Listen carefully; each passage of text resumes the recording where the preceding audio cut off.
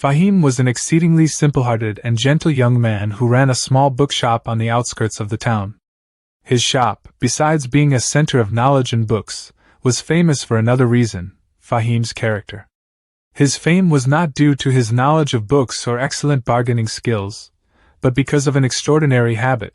Fahim was a concealer of faults, ipashi. He covered the faults and weaknesses of others as if he were hiding a precious treasure. This was a secret act he performed without any expectation of praise or reward.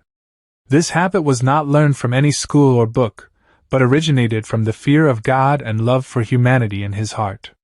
Fahim believed that every human being is weak and that their small mistakes are covered only by the mercy of Allah. If the Creator can show such mercy, who are we, as creations, to expose anyone? Based on this philosophy, Fahim had made a rule for life. Whoever conceals the fault of a Muslim, Allah will conceal his fault on the Day of Judgment. He considered himself a small means to this mercy, and quietly became a shield for everyone. An elderly woman named Bibi Zohra lived in the town, whose only son had fallen into bad company in the city. He often came asking for money and troubling his mother. One time, Fahim saw the boy secretly taking some valuable belongings from Bibi Zohra's house late at night.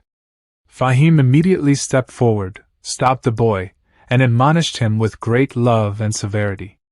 He neither defamed the boy nor embarrassed the old woman by telling her that her son was a thief. Early the next morning, Fahim gave Bibi Zohra some money from his own pocket, and told her that thieves had come the previous night, and although the belongings were recovered, she should install an extra lock for safety. In this way, he protected both the boy's secret and the woman's dignity. After this incident, the boy repented, quietly left the town, and began working honestly again. Another character in the town was Seth Ibrahim, the richest merchant. Due to his forgetfulness, Seth Sahib made a major accounting error. He forgot to record a large loan in his books, which, if revealed, would have ruined years of his hard work and good reputation. Fahim, who came across the old account book, quietly paid off the loan amount from his personal profit account, matching the original dates, and balanced the books. Seth Ibrahim, seeing everything in order, was further satisfied with Fahim's honesty and increased his trust in his shop. He never knew that Fahim had saved him from such a massive loss and potential humiliation. Fahim was content with these good deeds, but life is not always static. A large building was being constructed in the central market, adjacent to Fahim's shop, and it required the land of Fahim's shop. A powerful landlord, Malik Sahib, used old paperwork and his influence to claim in court that the land of Fahim's shop was actually his property, and that Fahim had to vacate immediately. Fahim had the shop documents, but they seemed insufficient and ambiguous against Malik Sahib's intimidation. The court was leaning towards ruling in Malik Sahib's favor.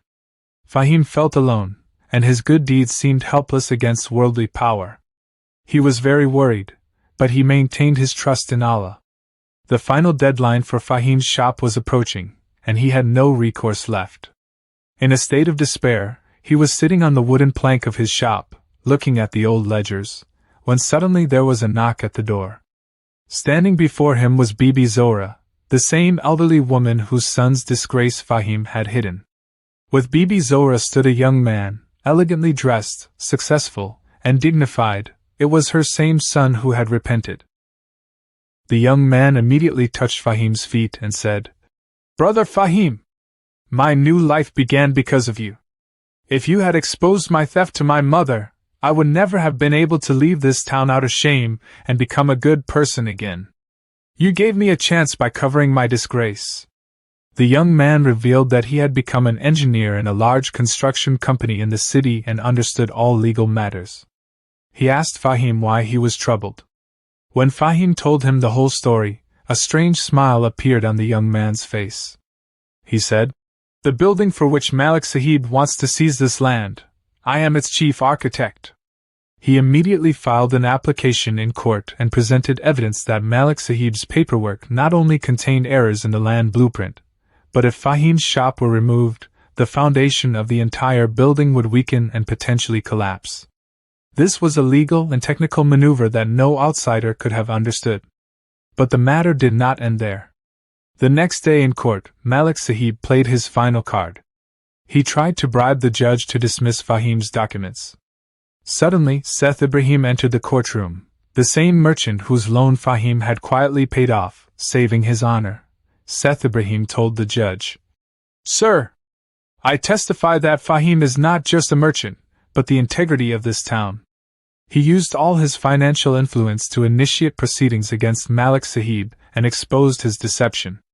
Seth Ibrahim not only took charge of Fahim's case but also informed the court how Fahim had quietly concealed his error, saving him from a massive commercial loss. Both incidents proved that Fahim's concealment of faults was not a small good deed, but his greatest investment. The technical assistance of the young engineer and the financial power of Seth Ibrahim forced Malik Sahib to retreat. The court not only ruled in Fahim's favor but also fined Malik Sahib. Fahim stood at the shop's door, watching his two friends, the young man and Seth Ibrahim, who were helping him only because he had quietly covered their flaws. He realized that when he placed the veil, he received no worldly reward, but when he faced trouble, the reward of concealment returned in the form of people sent to help him. The engineer who saved his shop, and the merchant who stood up for him, were both rewards sent to cover his fault, his weakness against the landlord. Moral lesson: the world is like an echo. When you cover the faults of others, Allah appoints angels to cover your faults in this world and sends help to you in times of need. Considering others' embarrassment as your secret is the true source of success and peace.